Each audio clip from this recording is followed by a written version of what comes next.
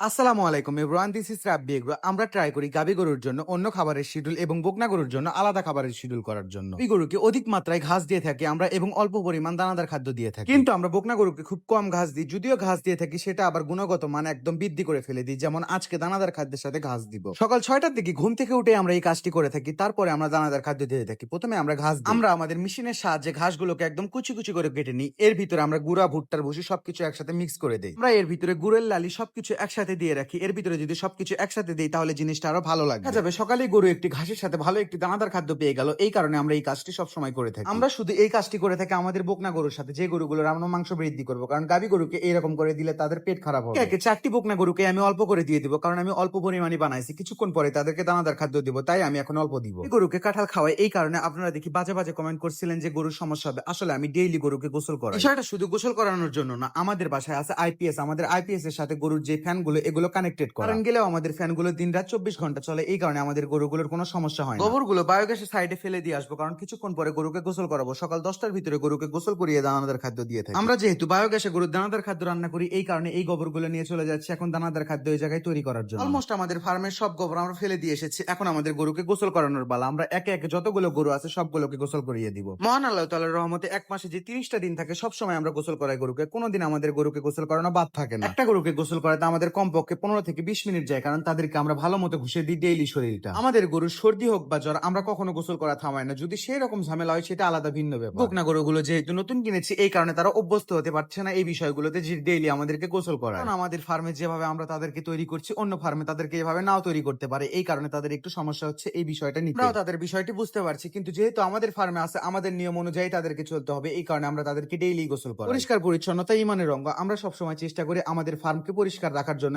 কোনো সময় আমরা গোবর রাখি না। আমাদের বকনা গরুগুলো ছোট হলেও গাভী গরুগুলো একদম বেশি বড়। এই কারণে আমরা চেষ্টা করি সবসময় তাদেরকে ভালো মতো গোসল করানোর জন্য। কালকে দুপুরে তাদের শরীরে গোবর লাগছিল, এগুলো একদম শুকিয়ে গিয়েছে। এই কারণে তুলতে খুব সমস্যা হবে এগুলো। এই জন্য এখানে আমি পানি দিয়ে দিব এখনই গরুর গোবর। 3টা গাভীর শরীরে এখন আমি পানি দিয়ে দেবো, যাতে শরীরটা একদম নরম হয়ে যায় এবং গোবর গুলো খুলে খুলে আসে। এই কারণে তাহলে জিনিসটা আমাদের ভালো হবে। যেহেতু ভোর ভোর উঠে আমরা তাদেরকে আগে দুধ দুয়ে নিয়েছি, এই কারণে তারা এখন বসে আছে এবং তাদেরকে খিদাও লাগছে। আমরা এখন তাদেরকে গোসল করানোর পরেই খাবার দিব। আসলে দুধ দুয়ে নেওয়ার পরে শরীর একদম ক্লান্ত হয়ে যায় গরুর। এই কারণে তারা একদম দাঁড়িয়ে থাকতে চায় না। খুব তাড়াতাড়ি তাদেরকে এই জন্য আমরা গোসল করাচ্ছি। আলহামদুলিল্লাহ, সকাল করে যেহেতু আমাদের অনেকগুলো দুধ হয়, এই কারণে তাদের একটু সমস্যা হচ্ছিল দাঁড়িয়ে থাকার জন্য। 2 ঘন্টা আগে আমরা দুধ দুয়েছি, তাও আপনি যদি ওলানের দিকে লক্ষ্য করুন কত বড় ওলান হয়ে আছে এখন। যারা আমার ভিডিও ডেইলি দেখেন তারা এই বিষয়টা জানতে পারবেন। জয়পুর হাট থেকে যখন এই গরুটা আমি নিয়ে আসি, এই গরুটি হাঁটতেই পারছিল না। শরীরের অবস্থা খুব বেশি খারাপ ছিল, কিন্তু আলহামদুলিল্লাহ আমাদের ফার্মে আসার পরে তাদেরকে আমরা ইনজেকশন দিয়ে এবং ভালো করে দিয়েছি। তার শরীরে ছিল গুড়া কিডনি, এই কারণে তাকে গুড়া কিডনির ইনজেকশন দেওয়ার পর থেকেই তার শরীর একদম মোটা হওয়া শুরু করে। গরুর পেটে যদি গুড়া কিডনি থাকে তাহলে গরুকে যতই খাবার দিন গরু কখনো মোটা হবে না। এই কারণে সবসময় চেষ্টা করবেন এই বিষয়টি বোঝার জন্য। রোগ প্রতিরোধ ক্ষমতা বৃদ্ধি করে এবং